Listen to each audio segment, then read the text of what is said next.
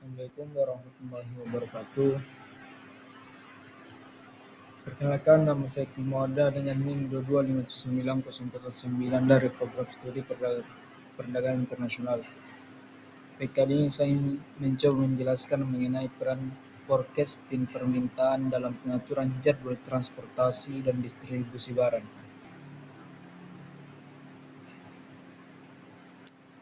Yang pertama itu pengertian dari forecasting.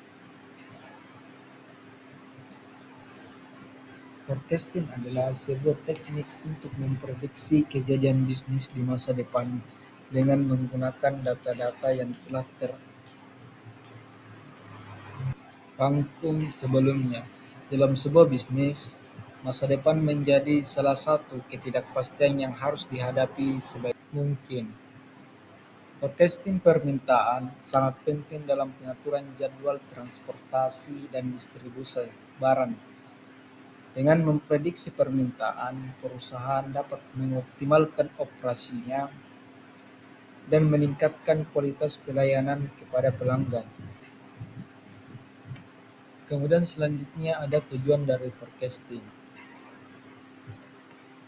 Yang pertama ada mengoptimalkan jumlah pengiriman, di mana forecasting dapat membantu dalam menentukan jadwal pengiriman yang tepat untuk memenuhi permintaan pelanggan. Kemudian selanjutnya mengoptimalkan jadwal pengiriman. Mengoptimalkan jadwal pengiriman, forecasting dapat membantu dalam menentukan jadwal pengiriman yang tepat untuk mengurangi biaya serta meningkatkan efisiensi operasional. Kemudian mengoptimalkan penyimpanan, di mana forecasting dapat membantu dalam menentukan jumlah dan lokasi penyimpanan yang tepat untuk mengurangi biaya penyimpanan dan meningkatkan ketersediaan suatu produk.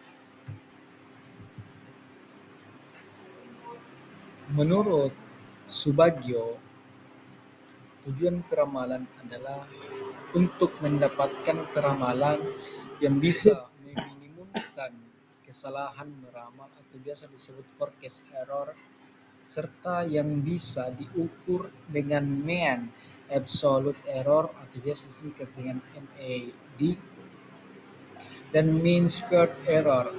Dengan adanya peramalan produksi tersebut, manajemen perusahaan akan mendapatkan gambaran keadaan produksi di masa yang akan datang dan akan memberikan kemudahan manajemen perusahaan dalam menentukan kebijakan yang akan dibuat oleh suatu perusahaan.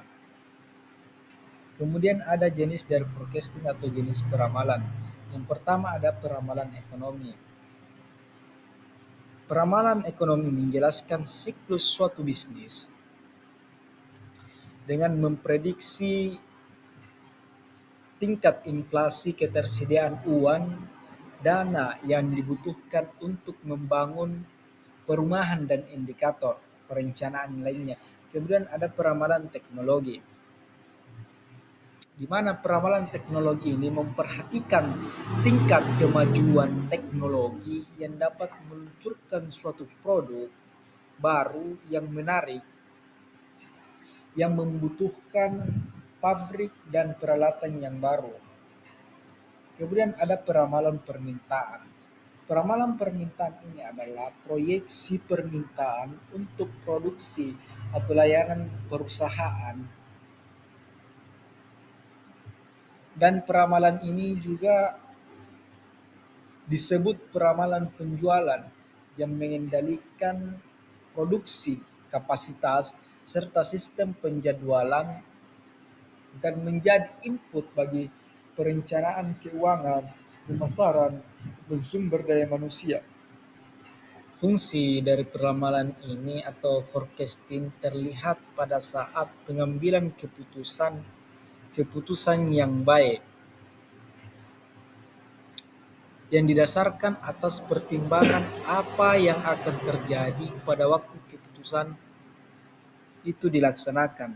Apabila kurang tepat ramalan yang kita susun, maka masalah peramalan juga merupakan masalah yang selalu kita hadapi. Menurut Heiser dan Render, peramalan atau forecasting memiliki tujuan. Yang pertama yaitu untuk mengkaji kebijakan perusahaan yang berlaku saat ini dan di masa lalu, serta melihat sejauh mana pengaruh di masa yang akan datang. Kemudian selanjutnya itu peramalan diperlukan karena adanya time lag atau delay antara suatu kebijakan perusahaan ditetapkan dengan saat implementasi. Kemudian yang ketiga ada peramalan merupakan dasar penyusutan bisnis pada suatu perusahaan sehingga dapat meningkatkan efektivitas serta rencana bisnis.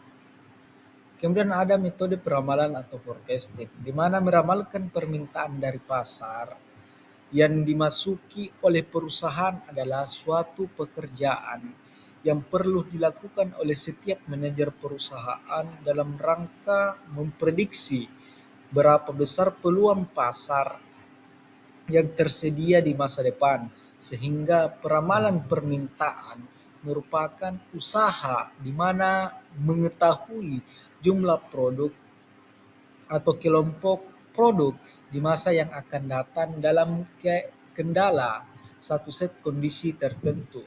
Sehingga hal ini yang perlu diingat bahwa aktivitas peramalan serta permintaan tidaklah dapat diartikan sebagai aktivitas yang bertujuan untuk mengukur permintaan di masa yang akan datang secara pasti, akan tetapi sekedar usaha untuk mengurangi kemungkinan terjadinya hal yang berlawanan antara keadaan yang sungguh-sungguh yang akan terjadi di kemudian hari dengan apa yang menjadi hasil peramalan.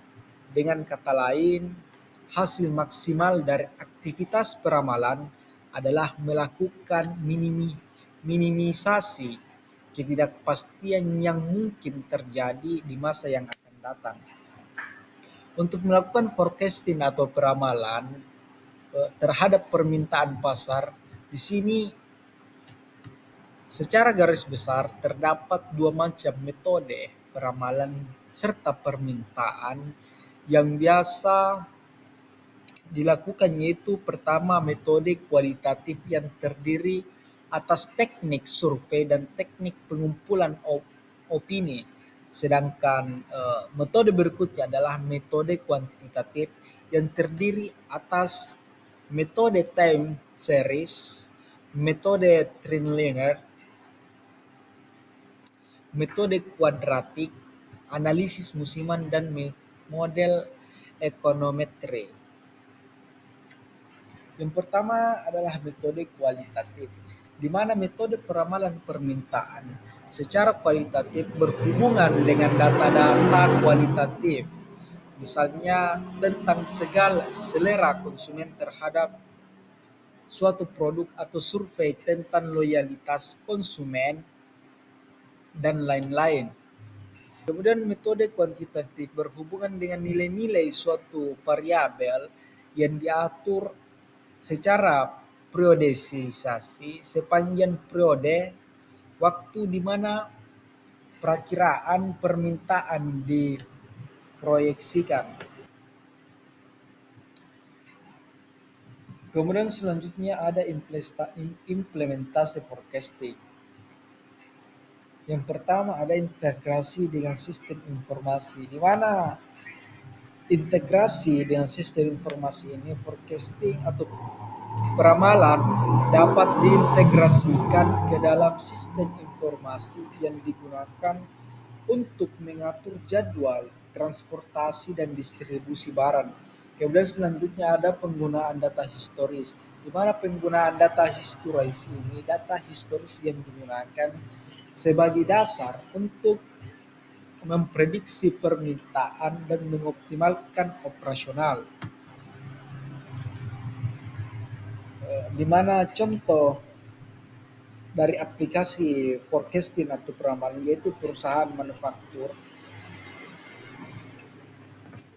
di mana perusahaan manufaktur ini peramalan dapat membantu perusahaan manufaktur dalam menentukan jumlah produksi yang tepat dan mengoptimalkan jadwal produksi. Kemudian selanjutnya ada logistik dan transportasi, di mana forecasting membantu dalam mengoptimalkan jadwal pengiriman dan mengurangi biaya operasional. Mungkin itulah materi yang bisa saya sampaikan pada kesempatan ini.